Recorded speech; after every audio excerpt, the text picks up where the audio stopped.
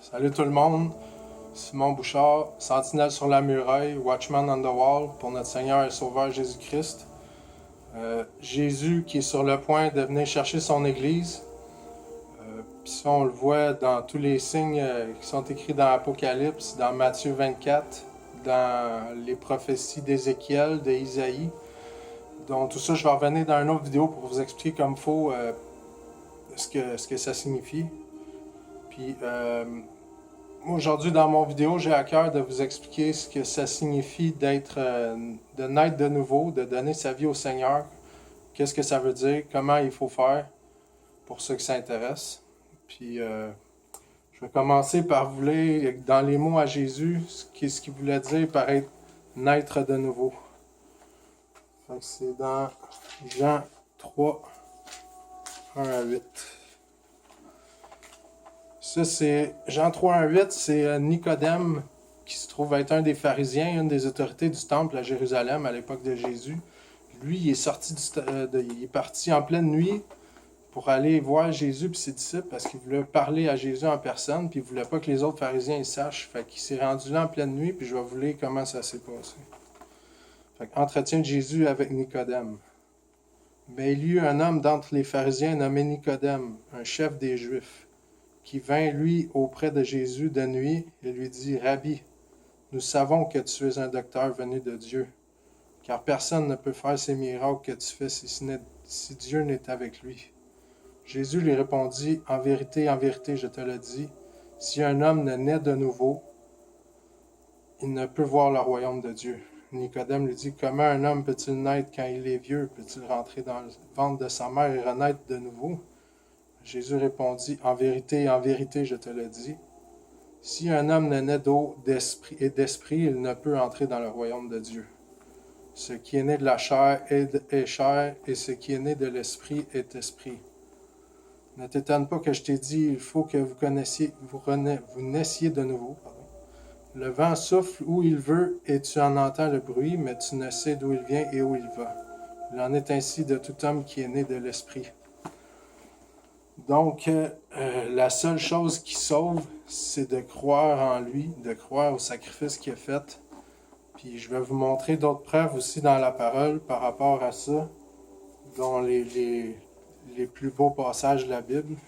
C'est Jean 3, 16, qui dit « Car Dieu a tant aimé le monde qu'il a donné son Fils unique, afin que quiconque croit en lui ne périsse point, mais qu'il ait la vie éternelle. » C'est une autre des preuves que tout ce qu'on a à faire, c'est de croire en lui. Et Jean 14, 6, que je vais vous lire un passage au complet.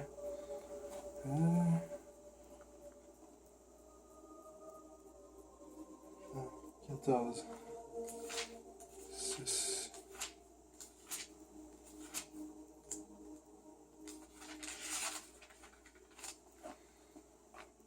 Ça se passe pendant la Sainte Seine, autrement dit, quand Jésus, le dernier repas qu'il a pris avec les apôtres, puis il leur a dit « Que votre cœur ne se trouble point, croyez en Dieu et croyez en moi.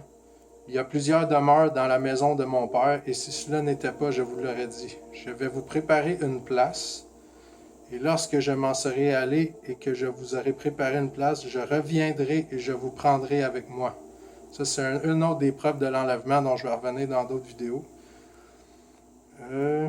Afin que là où je suis, vous y soyez aussi.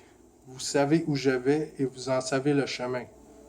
Thomas lui dit, « Seigneur, nous ne savons où tu vas. Comment pouvons-nous en savoir le chemin? » C'est là que c'est important. Jésus lui dit, « Je suis le chemin, la vérité et la vie.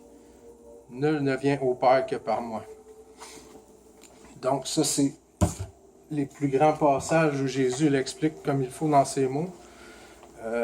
Comme je disais, tout ce qu'on a à faire, c'est croire en ce que Jésus a accompli à la croix du Calvaire sur le mont Golgotha. Avant de rendre l'âme, Jésus il a dit en araméen « Tételestai ». Donc tout est accompli. Il n'y a absolument rien à rajouter à ça. S'il y en a qui vous disent non, faut que tu sois baptisé, non, faut que tu fasses ci, tu fasses ça, ben c'est pas vrai. La seule chose qui sauve, c'est de croire au sacrifice qu'il a fait, de mettre toute notre confiance en lui. Aussi dans Éphésiens 2, 8 et 9, « Car c'est par la grâce que vous êtes sauvés à travers la foi. Et cela ne vient pas de vous, c'est le don de Dieu. Ce n'est point par vos œuvres, afin que personne ne se glorifie. Donc toute la gloire est pour le Seigneur. » Il y a Actes aussi 16, 25 à 31. C'est le passage où Paul et Silas étaient en prison. Paul et Silas ont été en prison parce qu'ils parlaient de ce que Jésus avait fait à tout le monde, le sacrifice à la croix, tout ça. Puis ils se sont fait emprisonner. Je vais vous lire Actes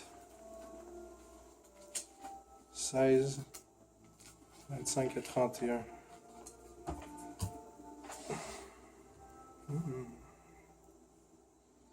Vers le milieu de la nuit, Paul et Silas priaient et chantaient les louanges de Dieu, et les prisonniers les entendaient.